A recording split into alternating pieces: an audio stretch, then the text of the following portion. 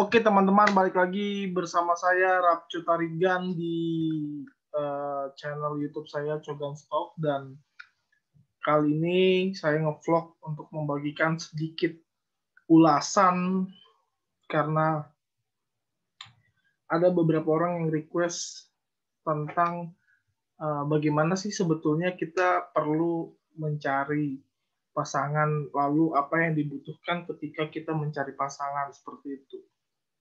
Dan ini sangat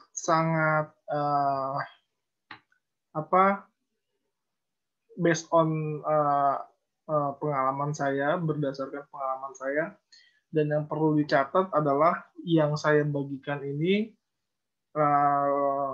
berdasarkan pengalaman dari orang yang tidak romantis seperti itu, karena saya bukan orang yang punya indikator romantis seperti itu, sehingga mungkin akan lebih ke serius mungkin untuk mencari pasangan.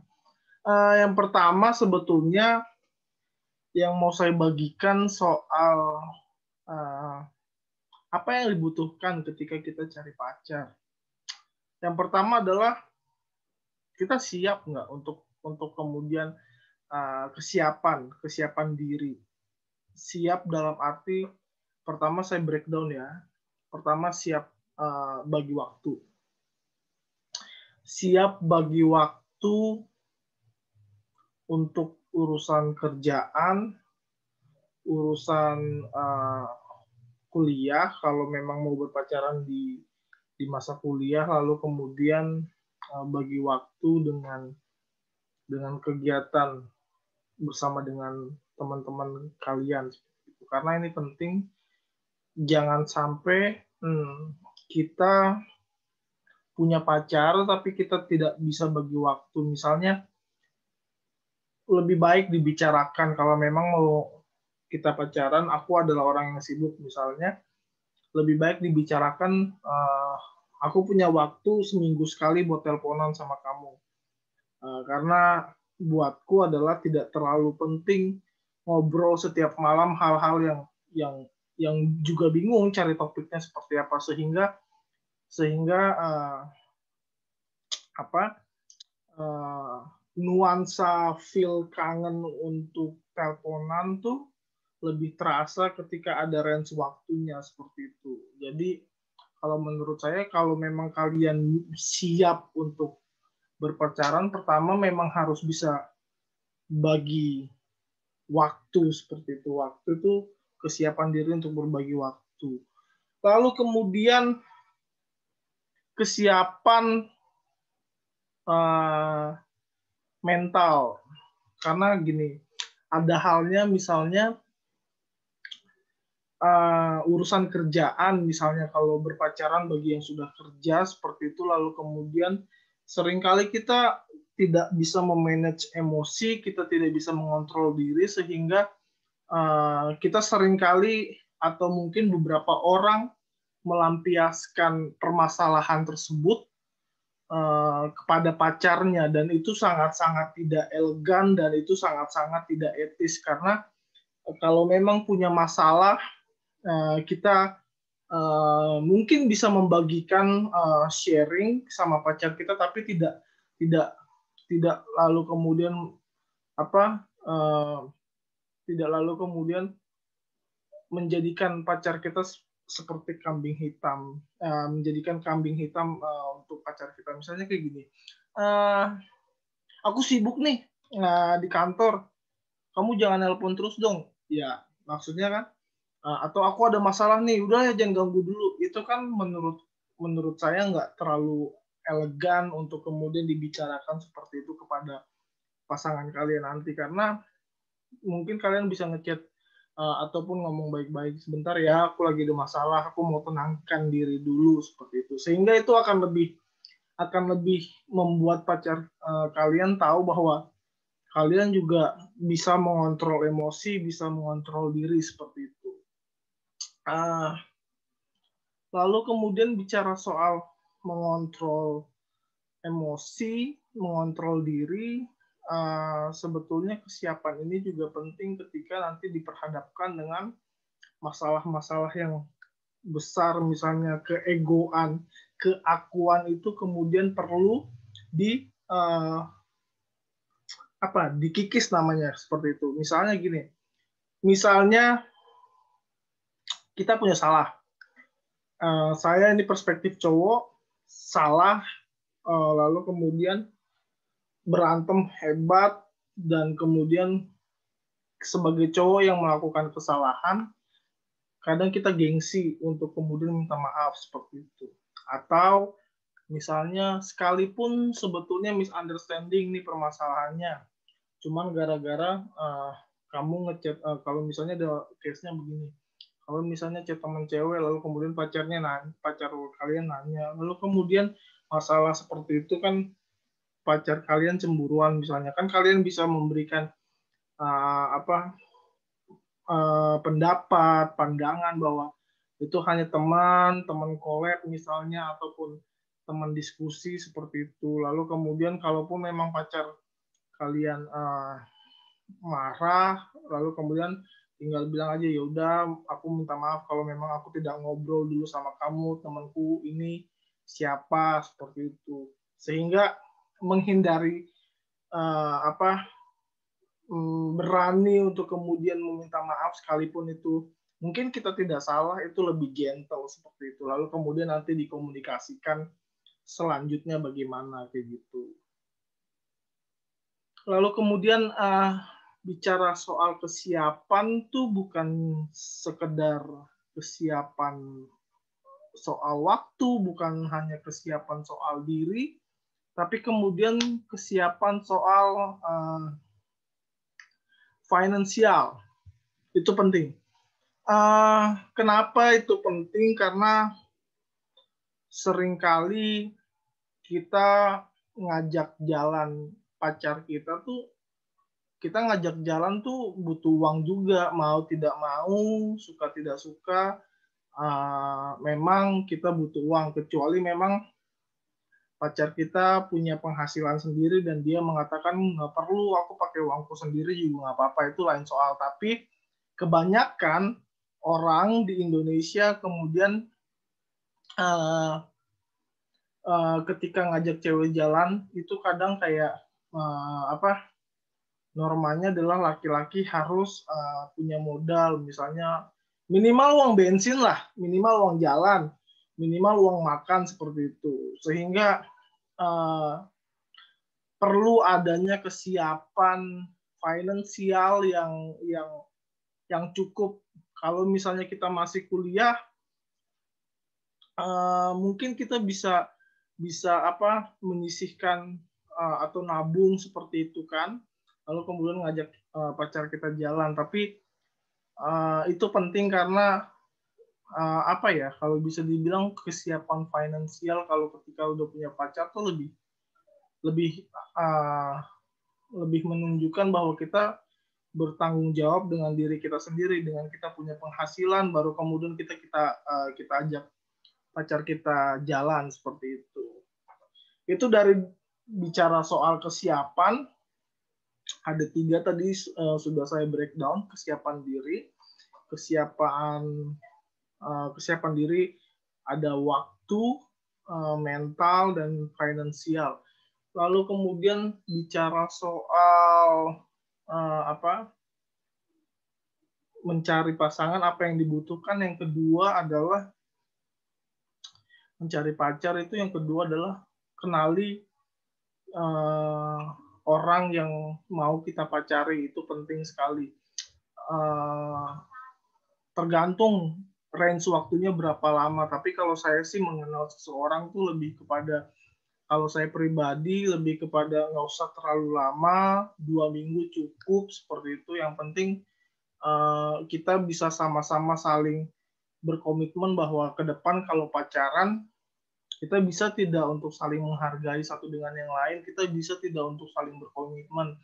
Lalu kemudian mengatakan jujur saja kepada pasangan kita, agar pasangan kita juga lebih mempermudah mengenal diri kita juga. Kita bilang bahwa aku nggak suka ini, dan pasangan kalian juga kalian tanyakan, kamu sukanya apa dan kamu nggak sukanya apa, seperti itu. Sehingga itu akan lebih mempermudah seperti itu.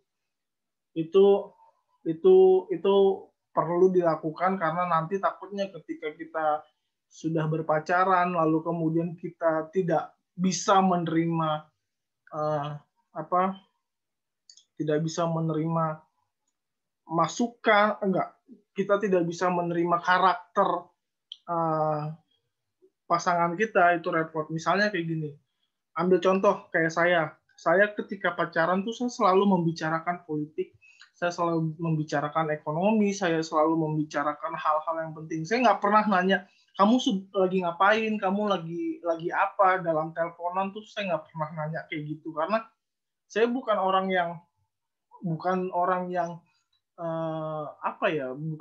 seperti itu. Ya masalah makan lagi ngapain ya itu kan udah ranahnya privasi pasangan kalian, dan kalian mungkin pasangan kalian kan sudah besar juga, jadi nggak mungkin ditanya lagi ngapain ataupun lagi sudah makan atau belum. Itu pertanyaan klasik yang sebetulnya agak jenuh sih kalau nanya kayak gitu, dan saya pribadi bukan tipikal orang yang seperti itu sih kalau saya. Jadi lebih kepada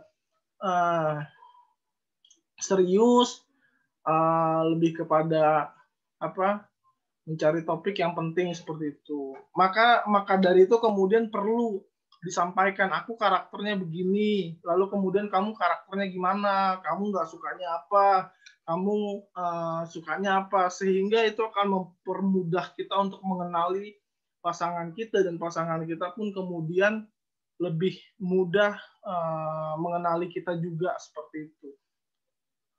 Lalu kemudian bicara soal mencari pasangan tuh atau mencari pacar, yang ketiga tuh lebih kepada itulah yang sesuai dengan kriteria kalian seperti itu, sehingga jangan lagi ketika kalian nyari pacar misalnya, terus teman-teman kalian ngomongin nih, jangan sama dia mah orangnya begini begitu. Dan ketika kalian punya kriteria, lalu kemudian kalian merasa itu sudah cocok kriterianya, lalu kemudian kayak ada teman kalian bilang, ini nggak gini, kan yang sudah lebih dulu mengenal adalah kalian, sehingga kalian lebih tahu karakter ataupun kriteria yang dicari, sehingga perkataan teman yang begini, oke, perlu didengarkan, tapi kemudian juga jangan terlalu diambil mentah-mentah juga seperti itu. Kadang banyak teman juga yang sirik. Misalnya si A sama si B dekat, banyak teman-teman yang sirik, dan itu hal yang lumrah, sehingga kenapa sih dia bisa pacaran sama dia? Kenapa sih dia, bro? Itu ranahnya private mereka gitu loh. Ya ngerti sih, maksudnya ngerti bahwa ngerti bahwa kalian peduli sama mereka, peduli sama orang yang pacaran, peduli sama teman kalian yang pacaran. Tapi sebelum teman kalian menceritakan sama kalian tentang apa yang dialami, sebaiknya teman-teman yang melihat ini janganlah memberikan komentar yang negatif seperti itu, sehingga kan akan menimbulkan perpecahan dan konflik jadinya seperti itu, dan itu nggak enak banget. Lebih baik dikasih arahan aja, kalau memang kamu pacaran sama dia, kamu harus kenali karakternya. Sebagai teman seharusnya seperti itu. Jangan lagi, jangan pacaran sama dia begini. Akhirnya kan kalau iri bilang, istilahnya kasarnya seperti itu. Tapi kan balik lagi, sebagai teman harusnya mensupport keputusan temannya untuk mengambil langkah pacaran misalnya. Lalu kemudian bicara soal kriteria, lalu masuk juga bicara soal kalau saya sesuai dengan pengalaman sih lebih kepada banyak neko-neko atau enggak. Itu penting, soalnya dalam berpacaran banyak neko-neko atau enggak. Misalnya kayak gini, saya suka banget ngomongin hal yang serius, tapi saya jarang banget untuk berkomunikasi. Maksudnya ngechat tiap hari, tiap saat tuh saya nggak pernah, bukan nggak pernah, maksudnya chat tiap hari itu bukan saya banget, sehingga itu perlu dipastikan pacar kalian suka tidak, pacar kalian merasa keberatan tidak, sehingga itu perlu disepakati sebelum kalian berpacaran seperti itu. Dan apa ya, nggak tahu sih, kadang lagi-lagi kesepakatan sih. Kalau kalian mau cari pacar tuh lebih kepada kesepakatan yang mungkin kalian bisa bangun seperti itu. Ini menarik sih, karena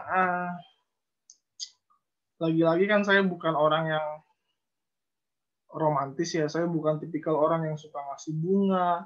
Saya bukan tipikal orang yang suka banget basa-basi, kamu lagi ngapain, lalu perhatian dari WA, lalu kemudian perhatian yang gini sibuk nggak perlu gitu. Buat saya keromantisan itu adalah tindakan nyata kalian bahwa kalian sayang tidak sama pacar kalian, bukan hanya sekedar kata-kata. Makanya kalau ditanya indikator romantis adalah cowok yang suka kasih bunga, suka kasih coklat, suka kasih puisi, bisa main A, bisa main B. Kayaknya itu bukan standar saya untuk mengatakan bahwa itu romantis. Bahwa romantis menurut saya adalah tindakan kalian seperti itu. Hal sederhana sih, misalnya ngelihat postingan pacar kalian lagi bete, tinggal telepon, kamu ada apa gitu. Itu udah salah satu bentuk romantisan ketimbang kamu lagi ngapain, kamu lagi A, B, C. Jadi kayak nggak worth aja gitu loh untuk pacaran ya. Apalagi nanti kalau misalnya kalau udah menikah suami istri ya, yang udah tiap hari tidur bareng sama pasangan kalian, dan pasti kalau cuma membangun habit nanya lagi ngapain apa segala macam ya akan bingung jadinya gitu loh. Hanya sekedar ya begitu gitu. Lalu kemudian cari pacar yang fisiknya bagus atau enggak, itu depend sih dari kalian mau punya, balik lagi ke kriteria kalian untuk membangun kriteria harus yang cantik atau enggak. Saya tidak menyalahkan kalian untuk mencari yang cantik atau yang ganteng. Tapi ya itu balik lagi ke kalian. Kalian milih yang cantik, yang ganteng, yaitu depends on kalian punya kriteria seperti itu. Lalu ini yang terpenting sih. Terpenting adalah bagaimana punya pacar itu, bagaimana kemudian komunikasikan punya pacar itu. Maksudnya gini, ketika kalian mau berpacaran atau berkomitmen berpacaran adalah pastikan kalian bisa memberitahu orang tua kalian kalau kalian sedang menjalani sebuah hubungan seperti itu. Karena orang tua minimal harus tahu kalian sama siapa, kalian bagaimana dalam relasinya. Jangan salah, banyak orang yang gantung diri karena putus sama pacarnya, banyak orang yang bunuh diri karena sama pacarnya, sehingga nggak ada teman cerita, nggak ada teman konsul kayak gitu. Jadi kalau sama orang tua kan, kalau orang tua tahu, mungkin orang tua bisa memberikan arahan seperti itu, bisa memberikan wejangan sama kalian seperti itu, sehingga mau tidak mau, walaupun zaman berbeda, mau tidak mau orang tua kalian pernah dan sudah melewati masa seperti kalian, sehingga itu yang saya bilang penting banget untuk orang tua tahu, penting banget untuk mereka tahu, sehingga mungkin berantem hal kecil gara-gara chat nggak dibales. Who knows? Banyak orang yang chat nggak dibales lalu kemudian bete berhari-hari, kerjaan berantakan. Saya dulu waktu awal putus kayak sedih. Waktu awal putus 2019 ya. Sedih, tapi kerjaan saya nggak berantakan karena saya cerita sama mama saya gitu. Saya bilang, "Ma, putus gini 2019." Oh gitu ya. Yaudah, nanti kamu pulang hari Sabtu cerita gitu. Udah dikasih ujangan seperti itu, dan itu penting. Gitu. Lalu kemudian ini kan tadi kita sudah bahas soal yang bagaimana tipsnya dapat ataupun punya bagaimana mendapatkan pasangan seperti itu, punya kriteria segala macam kan. Lalu kemudian bagaimana setelah kalian menjalani hubungan kalian ketika kalian sudah berpacaran. Pertama simple sih. Pertama tuh komunikasi. Komunikasikan apa yang perlu kalian komunikasikan. Misalnya kalian nggak suka apa, komunikasi. Kalian lagi di mana, komunikasi. Sehingga keterbukaan itu menjadi salah satu kunci terpenting ketika kalian menjalani sebuah hubungan. Seperti itu, komunikasi. Yang kedua adalah ketika sudah berpacaran tuh, mungkin ini kali ya. Saya tuh nggak suka banget sama apa orang yang cemburuan gitu. Saya nggak suka banget sama orang yang nanyanya over. Misalnya saya nunjukin foto sama temen jalan sama cewek seperti itu. Lalu kemudian misalnya pacar saya nanya misalnya, gimana ini siapa, ini kamu, kenapa kamu nggak izin? Itu asli langsung saya udahlah, dari situ aja nggak bisa mengontrol diri, dan itu penting sih, sehingga kayaknya nggak perlu cemburuan juga sih, lebih kepada saling mengerti aja. Toh punya temen cewek dan pacar kalian juga punya teman cowok, jadi ya itu siapa, oh ya udah gitu, itu siapa, oh ya udah gitu. Keterbukaan, bahkan ini yang terpenting sih, bahkan ketika saya pacaran pun saya bilang, ketika awal pacaran ini kita perlu tukeran akun nggak, biar kamu tahu aktivitas aku gitu kan. Saya pernah bilang kayak gitu, mau tukeran akun nggak sosmed, kalaupun mau ya udah, tapi kan karena pacar saya bilang bahwa nggak usah begitu, ya udah akhirnya nggak perlu tukeran akun gitu loh. Jadi ya bisa saling percaya itu juga penting seperti itu, makanya komunikasi perlu dibangun di awal seperti itu. Mungkin itu aja sih yang ingin saya bagikan, sehingga mungkin teman-teman punya referensi lain dan kita bisa berdiskusi. Dan jangan lupa untuk tetap sehat dan tetap semangat. Shalom.